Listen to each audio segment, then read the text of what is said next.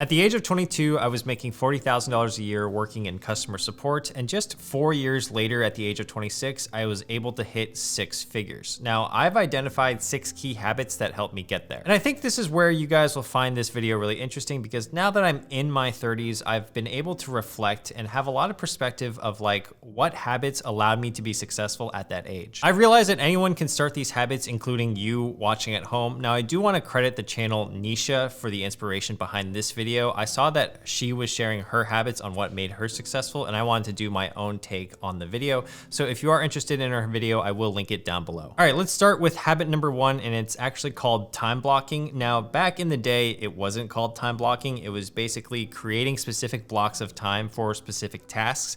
I would later learn that many CEOs and entrepreneurs use this technique of time blocking, including Elon Musk. So here's a great illustration from the Todoist blog. On the left is what most people do. They scatter their activities throughout the day, resulting in less efficiency.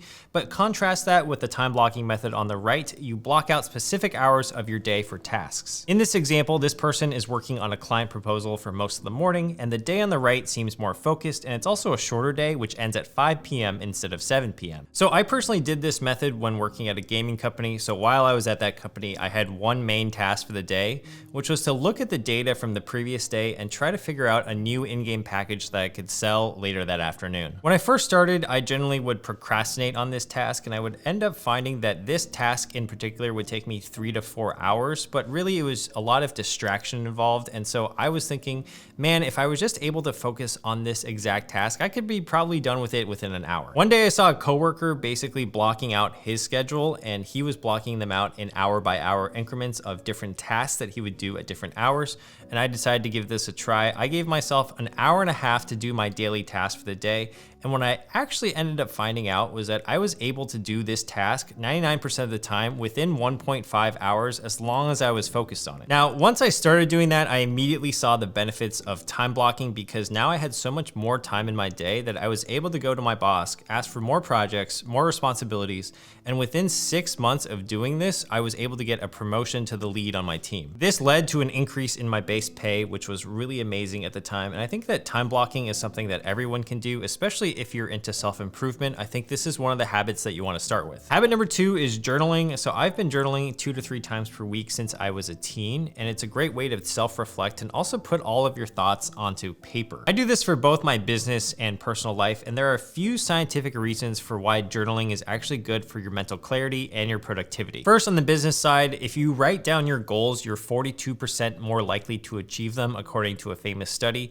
And in addition to that, I really like writing down my business goals in a journal, because then I can look back, let's say in a year or 2 years from now, and just see how far I've come. The other thing that it does is that it really exposes you to a certain way that you think. So what I've actually found, that looking back on my journals from like say a year ago, I had the exact same problems. It was just framed in a different way a year ago. And that gives me a lot of peace, actually, because when I do look back on my journals from years before, I know that the problems are going to be the same, but as long as I'm being consistent with my business, I'm going to be making strides and progressing in the way that I want to. The second reason you may want to start journaling is that it will help lower stress levels. In a 2005 Cambridge study, it was shown that those who journal about 15 to 20 minutes on just 3 to 5 occasions over the period of 4 months had lower blood pressure and better liver functionality. So I personally used journaling when it came to writing down the goal of hitting 6 figures in my early 20s. I definitely remember when I was early in my 20s, I wanted to make multiple 6 figures. So just having that overarching goal meant that I was more likely to achieve it. And with journaling, I'll also ensure that I'm on the right path, because I can easily look back and see where I was, let's say 3 or 6 months ago, and see how far I've come, thus building me a lot of confidence. Number 3 is dipping your toes. So one of the things that I was focusing on while I had my full-time corporate job was to take small but calculated risks.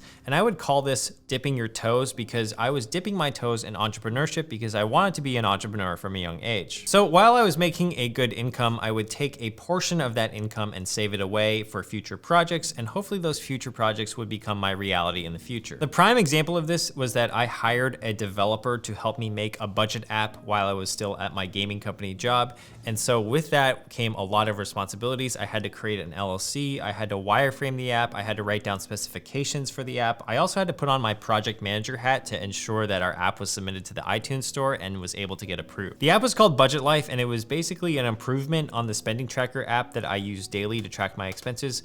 And essentially, I was working on this budgeting app at night, and I put 5,000 of my own dollars into this project, which gave me a lot of skin in the game and taught me a lot about running a business. Now, even though it was unsuccessful, I was still able to learn how to create an LLC, how to work with an overseas developer, and how to manage employees. And all of this would eventually help me later on when I started my own e-commerce business. Now, this is just one example, but I've definitely dipped my toes into a few different endeavors while still working a full-time job. And actually, one of the things that I've actually dipped my toes into in the past year was creating my own newsletter, which is called Hump Days. It's free to sign up, and we come out with new editions every Wednesday and Sunday. So if you're interested in that, it's completely free. It's a business newsletter. The link will be in the description below. The takeaway is that if you have a side hustle you're passionate about, or you have a business that you want to eventually replace your full-time income that you want to work on the side, you might as well dip your toes in it and try it. And even if you fail, you're going to come out ahead because you're going to learn so much in the process. Number 4, everyone's an NPC. Now, the core tenet of this particular habit is that everyone is a non-player character, so you shouldn't really care what others are thinking about you. Other people should have no bearing on what you should be doing with your life. You're the only player character. You need to be yourself, and really, you can only control what you do. And I say this because so many people are hesitant to start something new because of what other people may think, including their friends and their family. The truth is that no one cares what you are doing. Everyone's so preoccupied in their own little world that they're not gonna even notice your actions. A great example of this is to think back to the last time you had dinner with your friends or your family. Now, can you tell me every single outfit that your friends and family were wearing for that dinner? My guess is that you're probably not able to do that, and even if you are able to, you're probably doing it with less than 20% accuracy. There's been multiple psychological studies done where students were brought into a classroom to do a task, but one student was asked to put on an embarrassing t-shirt. The student wearing the embarrassing t-shirt is then asked to estimate how many other people in the room noticed that he was wearing this embarrassing t-shirt. The student wearing the t-shirt usually estimated that about 50% of the room would notice, when in reality only 25% or less actually noticed. So the main point here is don't think about what other people are thinking. They're likely just going to forget the next day, and try to take on more risk even though you think your project might fail. Number 5 is that there is no perfect time. This one's really important to me because I spent about 3 to 5 years being what's called a wantrepreneur. This is a term for someone who wants to be an entrepreneur that doesn't know where to start or always thinks that there's going to be a perfect time in the future to start a business. There are usually 3 main issues that entrepreneurs suffer from, according to Paul Pana, a CEO of multiple startups.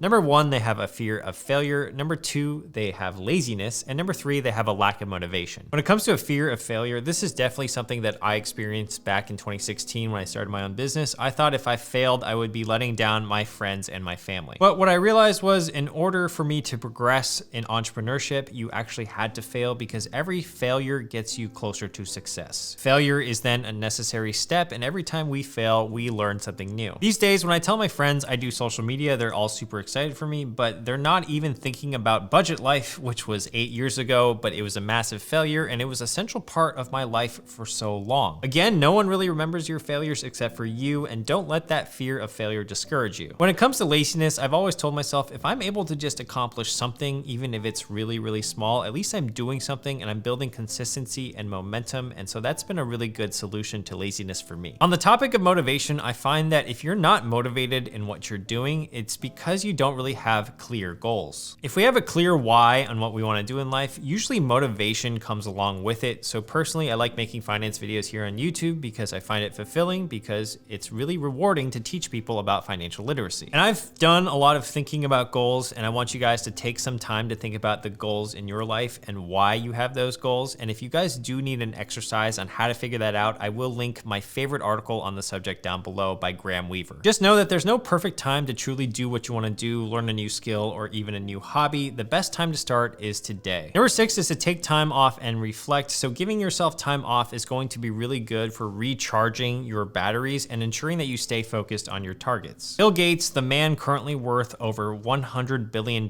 famously has a week or two once or twice a year called his Think Week, and that's where he isolates himself in a cabin in the Pacific Northwest for a week at a time without any cell service and without any contact to the outside world. In this time, he reads a lot, so he'll read a lot of books, newspapers, industry reports, Microsoft reports, and more. The purpose here is to slow down, disconnect, and really think about bigger picture strategy. So are we going in the right direction, or are we working on the right things? These are some of the questions that you can ask yourself. Oftentimes we find ourselves so deep in the weeds of work work that all the days start to blend together and that we're just really maybe only focused on what's ahead of us, so perhaps our next meeting or our next project.